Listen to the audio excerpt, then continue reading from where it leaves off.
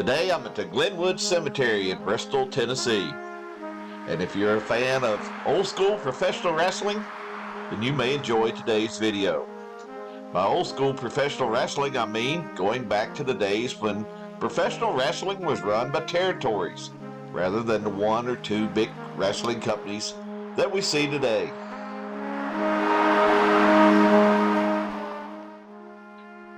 Back in the 1950s and running through the end of the 1980s, there wasn't one nationwide wrestling promotion that we see today. There were territories that only promoted wrestling events in certain areas of the country. There were a number of these very successful wrestling promotions, like Mid-South Wrestling in Memphis, Tennessee, World Class Championship Wrestling in the Dallas-Fort Worth area, the AWA in Minnesota, and Georgia and Florida Championship Wrestling down south. One of these territorial promotions was located here in the Virginias and Carolinas. I grew up watching wrestling events promoted by Jim Crockett Promotions, and today I'm going to be visiting the final resting place of the man who for the better part of 30 years headed up one of the most successful wrestling promotions in the country. I'm talking about Jim Crockett Senior. Jim Crockett Senior was born here in Bristol, on the Virginia side of the state line, on June 2nd, 1909. As a youth, he became a fan of professional wrestling, particularly a fan of a man named Ed Strangler Lewis.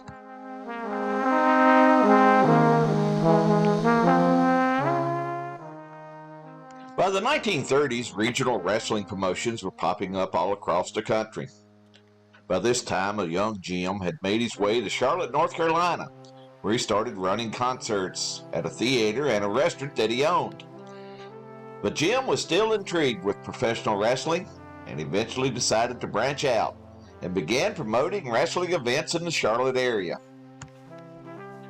In 1935, Jim launched Jim Crockett Promotions, which in addition to promoting concerts and other events, began promoting wrestling cards at venues in Virginia, North and South Carolina.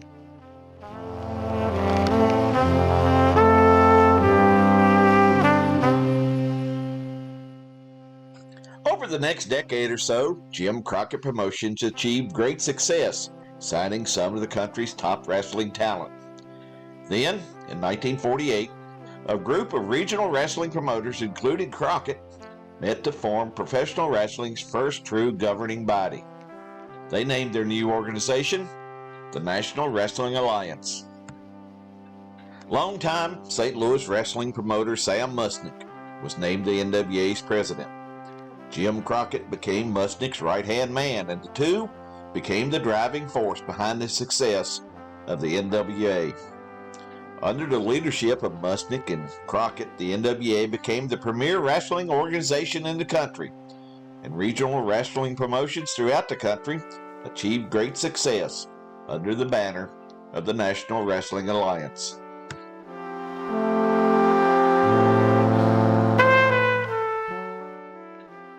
Over the next quarter century, Jim Crockett became one of the most successful wrestling promotions in the country, attracting such stars as Rip Hawk and Sweet Hansen, George Becker and Johnny Weaver, the Scott brothers George and Sandy, along with J.C. Dykes and the Infernos.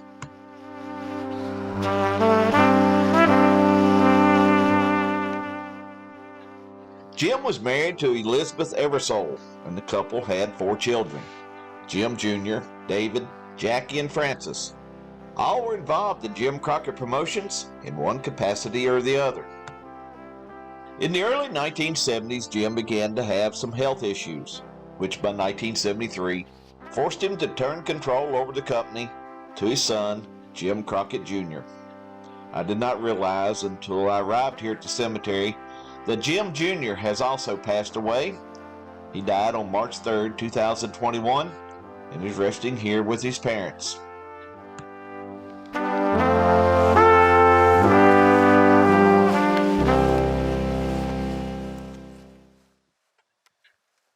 With Jim Jr. at the head of the company, it continued to thrive. He eventually decided to separate and rebrand the wrestling part of the company from the company's other businesses. The new standalone wrestling promotion was named Mid-Atlantic Championship Wrestling.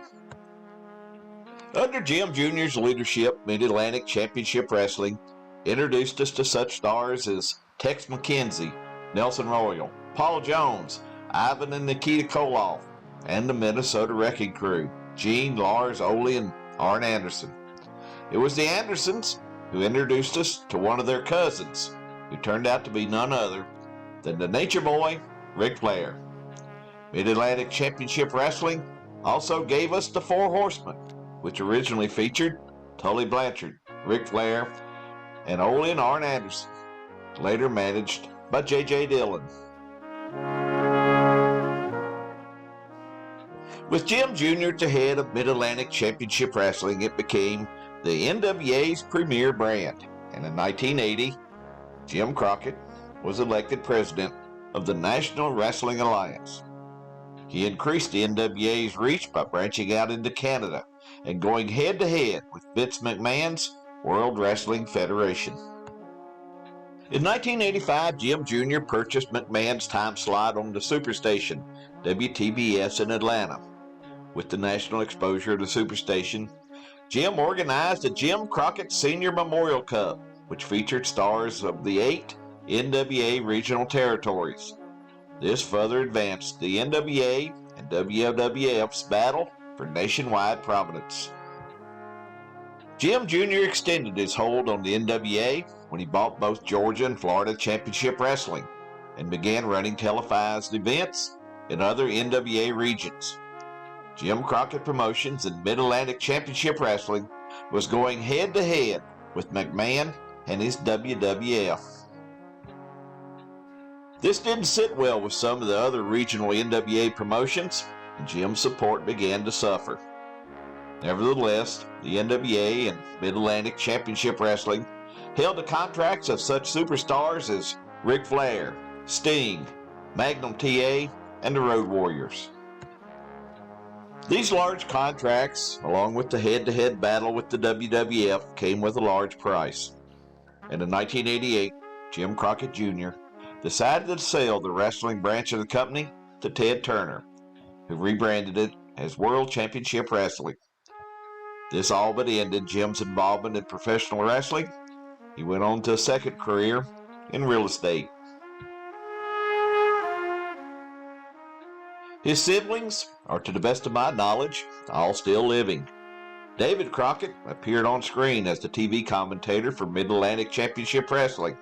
He was paired first with Bob Caudle and later with Tony Schiavone and wrestler-turned-commentator Johnny Weaver. Jackie Crockett worked behind the scenes as a cameraman for the TV shows and a photographer at the live events. Frances Crockett had a limited role in the wrestling part of the company. She instead served as general manager of the Charlotte Orioles, the minor league farm team of the Baltimore Orioles that was owned by Jim Crockett Promotions. Frances was the first female general manager in minor league baseball.